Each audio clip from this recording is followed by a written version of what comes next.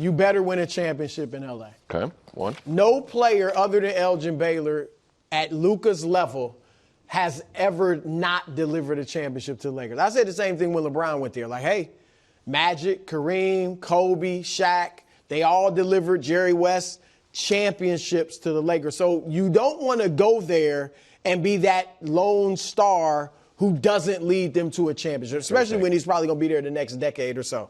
So that's number one. Number two, learn Luka at the feet of LeBron. Like, really, just the guy that's defied Father Time better than anybody else in league history, who spends all this money on his conditioning, making sure he's ready to go. Learn from him. And look, LeBron, when LeBron first came into the league, I get it. He was a young kid, but he didn't play defense either. You know, and his lateral movement wasn't very good and stuff like that. He realized, okay, I need to start playing defense. A lot of stars in the NBA, when you get drafted as a star and you get in the league, your first thought is, I want to establish myself as an individual superstar. I'm not saying you don't want to win. Sure, I want to win. But I'm trying to show people I can ball so I can get that next, that max deal when I get off my rookie contract. And then you establish yourself as a superstar, and then over time you don't win. Then you start getting criticized. Like if Luka doesn't win in the next 2 or 3 years and they're not really close, he will start getting criticized as, he's great individually. But it happened to Michael Jordan. 100%. He can put up 30 a game. He's not Magic or Bird. They win. Like, that's where it will be. And the ones who are really about it, they hear that and they adjust. They start paying attention defensively. But can I ask a question? They get better. And there's some that don't. I was going to say, Magic was never a great defender. No, but it's not about – but he was a tentative. I think he may have led the league in steals one year. Like, Bird was never had a ton of steals too, was the Celtics all-time leader. It's just let me communicate like Steph. Just communicate. Always be in the right place. I don't have the athleticism to lock you down, but I'm going to be in the right place. I'm going to have the right reads. So that's to say. And then finally, he should take this as an insult. Yes. This is an insult. You're the first that I can recall 25-year-old superstar that a team said, you know what? He's not going to lead us to a championship. This is an insult, Luka, so take it as a chip on your shoulder and go out there and get busy. I honestly think the only comp is Wilt. And Wilt responded with 3 straight MVPs and won a title in Philly. Golden State traded Wilt to Philly, and then Philly traded him to the Lakers later. But and so there is, and people be like, Barkley? Man, Barkley was older, and with respect to Charles, in my eyes, not quite as high of a ceiling. Like, I think Luka, I think Barkley's one of the 25 greatest players of all time. I think Luka's ceiling, like you've said, is one of the 10 greatest players of all time. And so the thing that where I'm not shocked, but surprised at people's even short-term pessimism is Luka made the conference finals in the West 2 years ago, or I guess 3 years ago, technically, depending on how you do the math on it, by himself. Jalen Brunson was not yet Jalen Brunson. Jalen Brunson was a nice player. Luka is an offense unto himself, and for all the qualms about his defense, he has twice with the Mavs been a part of really good defenses. That, like, you can have good defenses around him.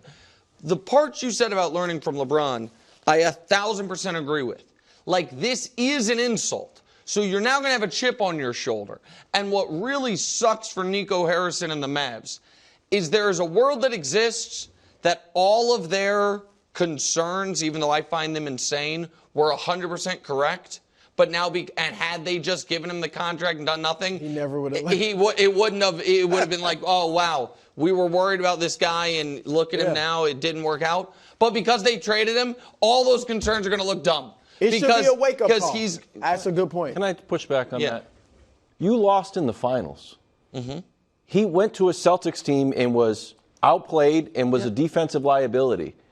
Came out, and then the main criticism from his team was he showed up out of shape. So here's why. It's not like this is going to. Man, the wake-up call is supposed to be losing in the finals, being this close. But here's why I think the narrative has gotten out of control.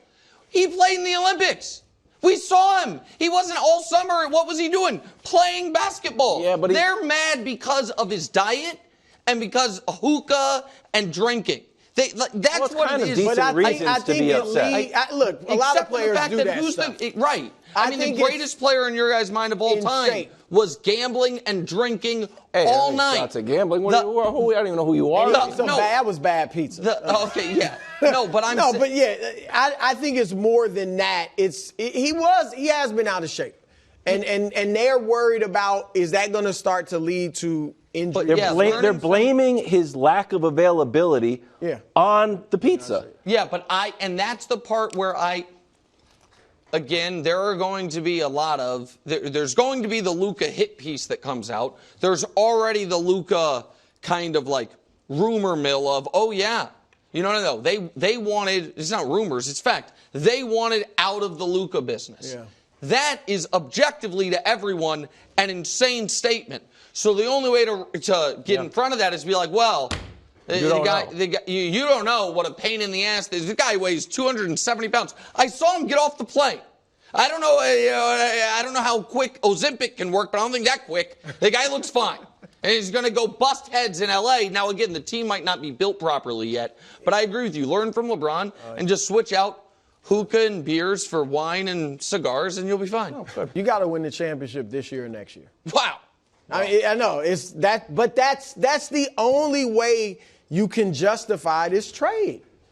Because even if Luka had stayed in Dallas for the next 12 years and never wins a championship, you are always in the discussion, you are always in contention, and he is one of the top 5 players and a superstar and a marquee player. You're on TV, the fans are there. So like I said earlier, it's the Patrick Ewing era at worst. And the Knicks would die for the Patrick Ewing era again, where every year we're there. We never get over the hump. It was tough. But we never get over the hump. Steve Nash in Phoenix. We've seen Chris Webber in Sacramento. We've seen a lot of those where you don't get over the hump. But, man, that was a great run. Gosh, I long for those days. And so Josh Allen in Buffalo. Yeah, I mean, really, if he never wins a Super Bowl, still, it was great. If Joe Burrow doesn't win a Super Bowl in Cincinnati, you know what? It was a great 12 years, 15 years, whatever. And so that's the type of player he is. And you have to also hope he don't go to L.A. and win championships. Like, if they win even this year, Nick, that does get Nico Harrison off the hook. Like, he's good. He won a championship this year or next year. But if Luka wins 3 in the next 10, 11 years in L.A., it still was a bad move. I think this is just going to be the go-to of disastrous, totally unnecessary trades. Okay. I think this will be a shorthand that people will be like, oh yeah, no, like you don't like the Luka trade, and everyone will know what that means. Like you have one of these already. What? The Mookie Betts trade. No, this was nothing like the Mookie Betts trade. What do you mean? This is. What do you mean? Mookie Betts trade was still worse than this. No. Mookie Betts trade was worse. I mean, but no, it is. Mookie Betts went and won 2 but championships. We'll see if what this Luka could be does. More legendary, as great as Mookie is, and he's great. Can I flip it? Yeah. This is as big as an insult as it is to Luka. This is a huge compliment to AD in my mind. Oh, this huge. is an AD. Yeah. Okay, I can't win in New Orleans. Now I go and win a bubble championship with LeBron, but LeBron really carried me. I'm kind of second in command. Everyone made fun of me, called me street clothes. Now, not only am I not street clothes, I'm the pillar of reliability, and I'm the final piece. Yes. I was traded for Luka. Hopefully AD takes that attitude. I agree with all of that. I just don't. Right, as much as we're talking about the Lakers, how they don't have any bigs now or centers, go check the Mavs roster and be like, aside from Kyrie Irving, who can create their own shot? Who can create offense? No, it's shooters around. They have built a team of guys who can be spoon-fed buckets from Luka and Kyrie. Yep. And Kyrie, you know what I mean? And so they got shooters. They have shooters and they have defense. Yep. I am not nearly as bullish on the Mavs the rest of this year as you are. I think that I will be very surprised if the Mavs win a playoff series. Very surprised. I mean, they got 2 great huge. players, man. Kyrie and AD and people around them. Both sides of the ball, they should be good. I think it raises their ceiling because I don't think 40-year-old LeBron can be the best player on a champion in 2025. And I think with Anthony Davis's kind of offensive fickleness, if you will, you know what I mean? He was going to have to be. Like LeBron was going to be the best player in the play, and that wasn't going to be enough. Now, I think their floor is lower because they might just be so bad defensively they can't beat anyone. But the ceiling's higher because Luka's Luka, and Luka can win any playoff series single-handedly. We've seen him do it, or at least get you to a Game 7 of any of these playoff series. What it means for LeBron longer term, because I think next year's probably his last year, I do think this opens the door slightly ajar to the LeBron-Steph stuff. Yeah. I think that is a conversation for the offseason, but even if it goes well, let's just assume by goes well, it's like they play, you know, they're the 4 seed, they win a round, lose to the 1, and whatever. It probably doesn't, but it's like, okay, we're not going to be great, and it isn't a great fit, whatever it is. The Lakers, LeBron, from my understanding, Brew, understands this trade and is not mad about it because it's Luka Doncic. But also, it is accurate that he was not given a heads up. They did not run this by him. You know what I mean? And so there is the opening there. And so I do think that if it doesn't go great, the Lakers will be fine now because they have Luka to build around. So I think next year there's a possibility to be somewhere else. And I think this year they could be really fun if they add the right big man in the next couple days. Yeah, I think, look, this year I agree he should play with Luka and see how it goes. I could be wrong. Maybe they'll be a great fit together. I don't think so necessarily, but maybe it'll work. So see how it goes. Yep.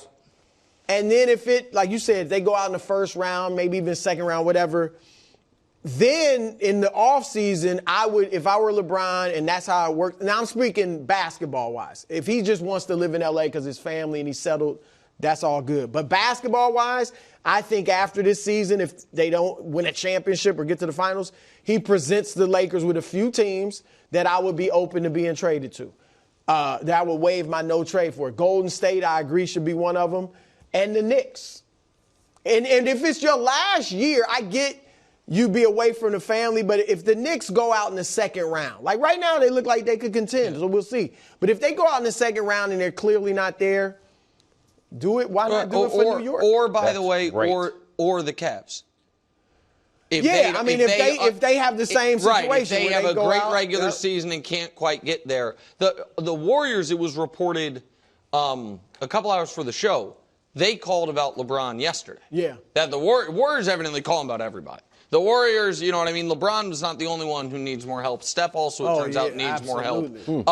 And the Warriors called about everyone seemingly, and they called about LeBron. That's the second year in a row they have called about LeBron. And the second year in a row that LeBron said, I'm staying with the Lakers. And so the offseason is when it would be. I think LeBron's going to really, maybe I'm dead wrong. I think LeBron's going to really enjoy playing with Luka. Oh, yeah. I think all of the things you guys are talking about as far as him not being the best player on a team, him not having the ball in his hand, all those things, the flip side to that is when you're in year 22 and 40 years old, that could be a bit of a relief. It could be a bit of you know what I mean? That, I can go to the bench and someone else can run the team. About the news, losing Luka. Then he said, you know what? Kyrie and AD, going to be nice. That was the next morning. One was in the middle of the night. One was the next morning. So what does this mean for Kyrie? Well, look, it gives Kyrie, he is the leader of the team now. Even though AD is the best player, Kyrie's a stronger personality, and it gives him a chance to show how much he's grown over these last few years. Good point. You know, like he did, and it didn't work out in Brooklyn. It didn't work out in Boston. Now, you know, it's been smooth sailing for the most part for Kyrie, certainly recently in Dallas. So this is a chance for him to show that. And then secondly, Nick, we said it earlier, look, he's got them right where he wants it. Because he can be we know he didn't get the money that he wanted in this last, deal, and that his ability says he should get. But we all understood it. But now he could be a free agent. He's got a player option for like $44 million this summer. I mean, if I'm Kyrie, exactly. Yeah. That's what because they need him now. And it's going to be very, very interesting if Nico Harrison is like 33-year-old Kyrie Irving, totally comfortable giving you a max. 25-year-old or soon-to-be 26-year-old Luka Doncic, I don't feel great about it. And again, we can say that Luka's injuries are more preventable than Kyrie's, because if we're saying Luka's had injuries because he doesn't stay in as good enough shape, and Kyrie, it's just bad luck, fine. And not only injuries with Kyrie. Right, but injuries are injuries. Here's the other piece of it. And I want to be Kyrie has been the perfect citizen since getting to Dallas. All of the and again, he wasn't ever a bad citizen, but you guys know what I mean. Like he has no distractions, controversies, whatever. Yeah. One of the reasons I wouldn't have made this trade is Kyrie had been on such a good equilibrium that I'd be really worried about what this type of shock to the system could do. Kyrie strikes me as the type of guy that might be offended on Luka's behalf. Like, the guy just bought a $15 million house 10 days ago. You didn't give him a heads up. You texted him. That's how you feel about us. You know what I mean? Like, so that, and by the way, I think would be somewhat reasonable and would concern me. I also have just seen enough years of Kyrie when in the playoffs, he is the number one guy teams are trying to stop, and he gets stopped. Like, you know what I mean? That part of it, that's the part that basketball-wise concerns me is. Even last year, he had some great playoff games and some really poor ones. Tough ones. Yeah. If the Mavs make a run, the narrative is going to be a bunch of guys wanting to prove that they didn't need the guy. Yes. Whether it's AD and LeBron, Kyrie and LeBron, then Kyrie and Luka, a little bit of Clay in the Warriors. Like, we can do this together. Yeah. Like a team of guys, like, you know what? We've been kind of second fiddle the whole time. This is our time. But here's and if they the thing. Pops in round one, you need those guys. A run is a championship. You got to the finals last year. Correct. Thanks for watching. Subscribe here to get more from the show and to check out clips from other shows on FS1.